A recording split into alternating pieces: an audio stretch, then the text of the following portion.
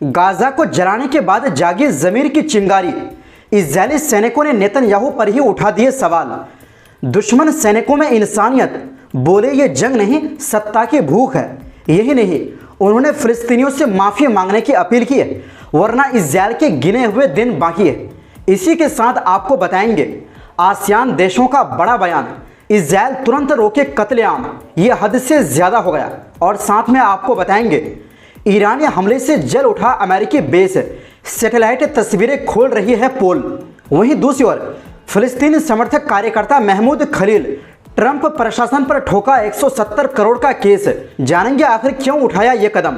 तो बिना समय गंवाए बात करते हैं मुद्दे की। दोस्तों, एक समय था जब इजरायल के सैनिक खुद को देश की हिफाजत का सबसे बड़ा जरिया मानते थे, लेकिन अब खुद वही सैनिक इस जंग से बगावत कर रहे हैं। इजरायली अखबार हारेत्ज में छपी रिपोर्ट ने हड़कंप मचा दिया है और सोचने पर मजबूर कर दिया है कि क्या इजरायली सैनिकों में इंसानियत जिंदा हो रही है। दरअसल 5 रिजर्व सैनिकों ने खुलेआम सेना में दोबारा जंग में जाने से मना कर दिया है और कहा है ये जंग गाजा के खिलाफ नहीं, बल्कि जनता को धोखा देने और सत्ता में बने रहने के लिए लड़ी जा रही है।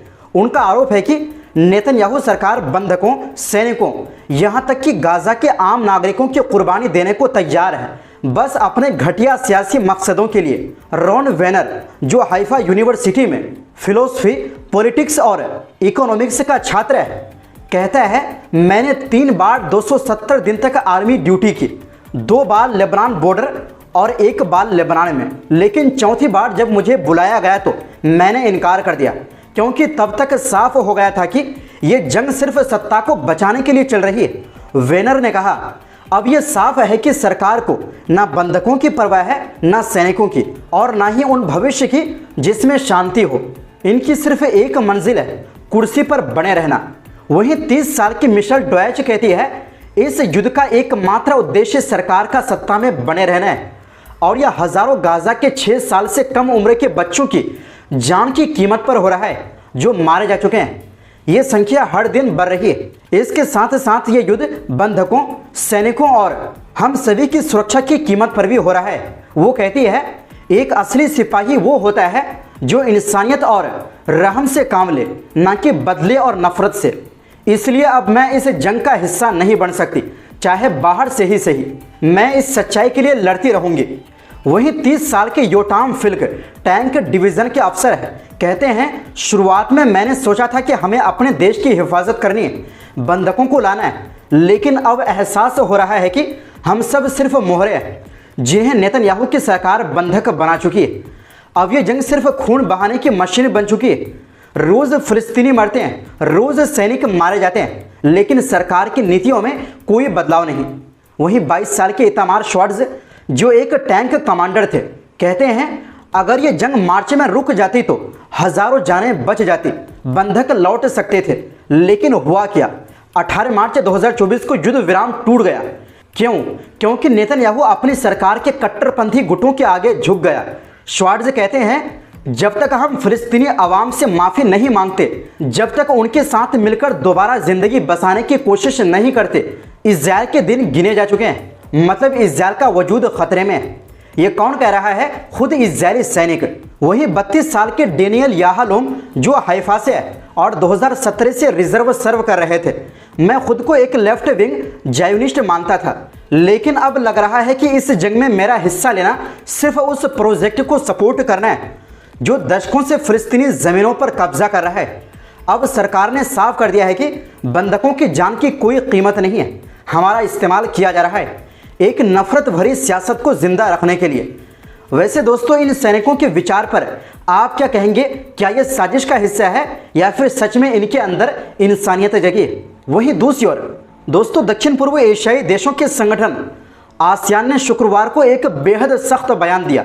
मलेशिया की राजधानी कुआलालंपुर में आयोजित 15वें ईस्ट एशिया समिट के दौरान मलेशिया के विदेश मंत्री मोहम्मद हसन ने संगठन की ओर से कहा फिलिस्तीन के लोगों पर इजरायल द्वारा जो बर्बरता की जा रही है वो अब और नहीं चल सकती, इसे तुरंत रोका जाना चाहिए। उन्होंने कहा कि दुनिया का सबसे लंबा संघर्ष जो फिलिस्तीनी जमीन पर एक नाजायज और अवैध कब्जे से शुरू हुआ था, अब जनसंहार में बदल चुका है।